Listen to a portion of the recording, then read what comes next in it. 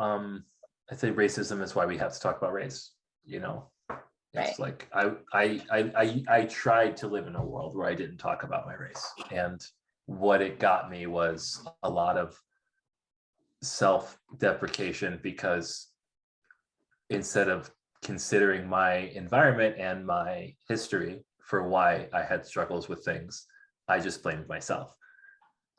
And only recently did I start going like, oh, okay, like that's why, I feel like this, or that's why X, Y, and Z.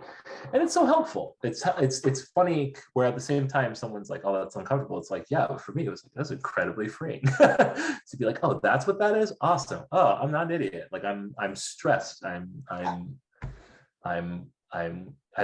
used to and currently live in a constant state of, anxiety, and that affects my capacity to make decisions, sleep well, and it's, I think it's important. And it's hard because when I want to talk about it with white people, I can tell, I'm like, oh, this might make you uncomfortable. And it's tough because it's like, but I have to, I'm sorry. Like I have to, this is the only way through this. We got to go. Like, it's like working out. It's like, I want to get strong, but I don't want it to hurt. It's like, sorry. Like, right. Yeah. Right. We're discussing like the boxes that you check when you're at the doctor's office or something. And there's always this like, African-American / Black. And my hot take on that, and I think a lot of people would not like this, both Black and white would not like this, is I personally would check a box that says slave ancestry, a descendant of slaves, because my issue is that is very important to me. And I don't think a lot of people want to acknowledge that. And I think we need to. So over the last 2 years, I've been doing a lot of unpacking of like intergenerational trauma. And it's funny to me how people think it's like magic. And I'm like, it's not magic. It's not magic at all. Like I look at the way that my parents and a lot of my family raise their kids. And it's like, well, where did they learn to do that? From their parents. Where they learn to do that? From their parents. Where they learn to do that? From their parents. Where they learn to do that? And at some point, a slave master was involved. And people don't like to acknowledge this. It's hard. Yeah. And it's uncomfortable, but it's so necessary, I think, because, if we're passing down things like diabetes and other things, like what else are we passing down that came from that time? It was 500 years. It wasn't a long time. I mean, it wasn't a long time ago, and it wasn't a short amount of time. Right. And so that's my little thing, is like, I would, if I was given the option to be like, Black, African descent, Black, slave descent, I would check Black slave descent, because I think, like, I don't believe that doesn't play into things that I have going on in here and in here, and probably in here, like, I don't know, like, it's, yeah. So that's kind of what I was gonna say. Like, it's tough. Like I see the use of the boxes in terms of like categorization, like if you wanted to like create a little like visual chart of who I am, sure, I'll check those boxes. But if we're checking the boxes for like what's wrong with me, like, no, like that's not gonna say anything. Like I think the only thing that can help in that case is like understanding my history, and that takes time and care and deliberately listening to somebody. And me personally, like, if we're talking about doctors in the healthcare system, I don't want a doctor who doesn't want to do those things. Because like, I don't want that. Like, if you're not gonna like take time to listen to me, like, what are we doing? Yeah. 100%. Which then I think people are gonna jump to like, oh, well, what else? It's like, look, I don't know. Like, I don't know what a better system is, but I don't think that is like, I don't think checking a box is going to help anyone understand my experience at all. Like, at all. Like, visually, maybe, but like not my life experience. Like me checking a box that says Black / African American is not going to like clue you into the deepest parts of my personality, or the things that are probably the most like health risk for me. Like I had a chiropractor telling me that I should sit down at parties because I'm 6'10", and so my neck is like messed up by how much I'm looking down all the time. But what's funny is like, I think this is a great example, honestly. I think this is a great example. So like, if you were to take an x-ray of my spine, I think the first thing that someone would think is like, oh, your posture is not great. And I'm like, yeah, because I have to hunch over to wash my hands because most things are so low for me. I have to lean way over to wash my hands. I have to duck through most doorways. I have to, if I'm driving in a car, I have to do this to see streetlights, right? But no one, like, those aren't said by going, I'm black, or even that I'm tall. Like, I have to like tell people that story, and then they go, oh, and I'm like, yeah. And from my perspective, I'm like there's a part of me that's like, how do you not know that? But it's like, why would anyone know that? Like, I don't know. I am like black, queer, tall, and then I'm very tall. Yeah, very tall. And I grew up around a lot of white people. And I feel like those things all together give me a different experience than somebody who is like black, average height, you know, lived in England around a bunch of like Asian immigrants, right? Like it's like those are two different experiences socially. And then I think you could argue that they make those different experiences like medically as well, right?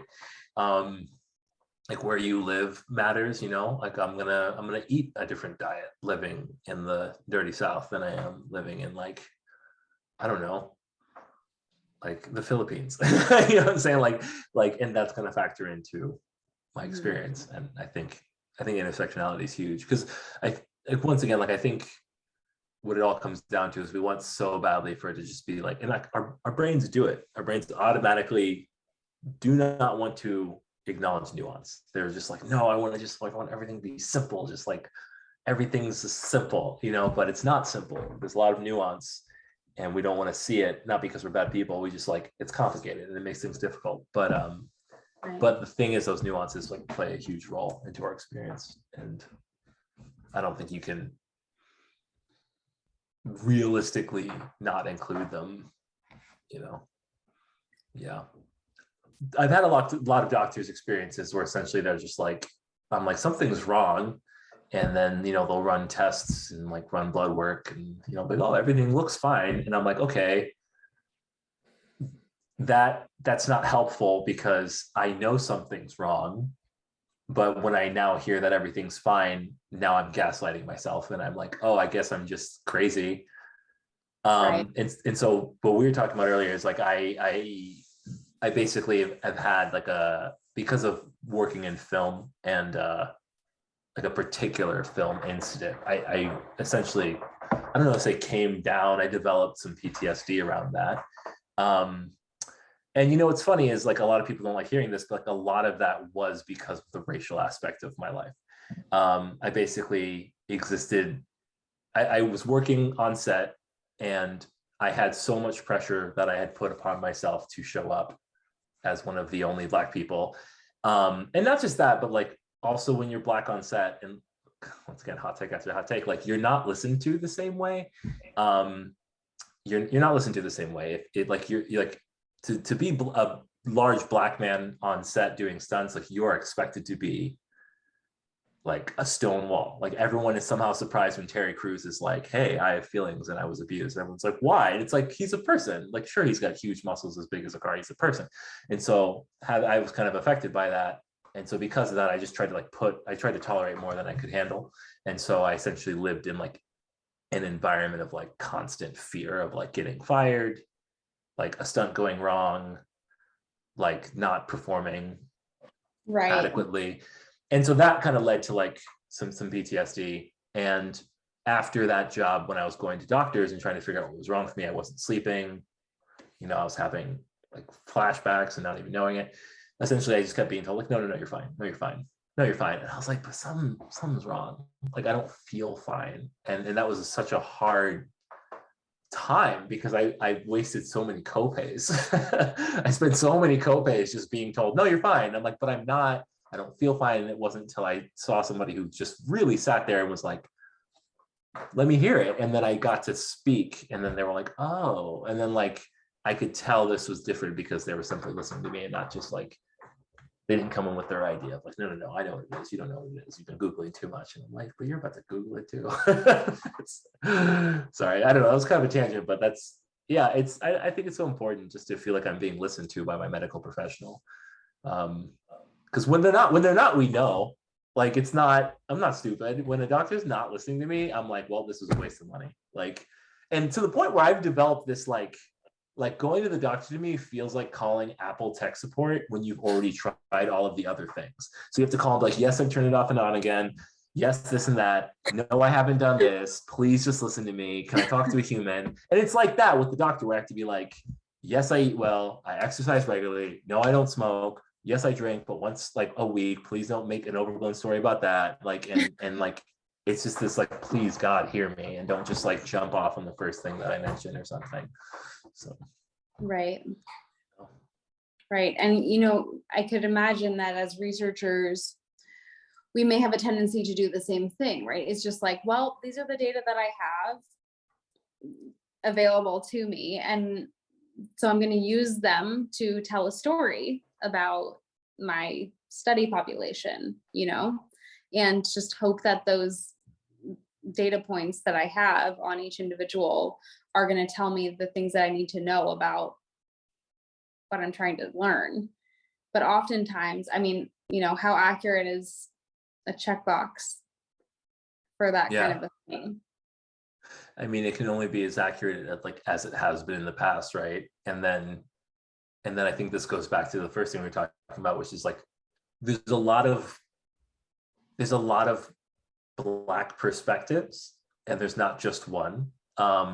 You know, you might have been like affluent and Black growing up around a lot of white people. You might have been poor and Black growing up around a bunch of Black people. You know, you might be from the South, you might be from the North, from the West, actually from Africa, slave descent. They're all different, but they're all Black experiences.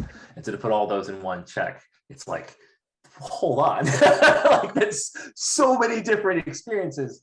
Right. And even more than that, it's like, we're just now starting to, I don't know if it's hear or listen to a lot of those Black experiences. I think one of the good things of 2020 that came out of all of that was that people were willing to listen more. And a lot of people were surprised when they were like, you know, I made this post on Instagram that we were talking about, and I said some real stuff.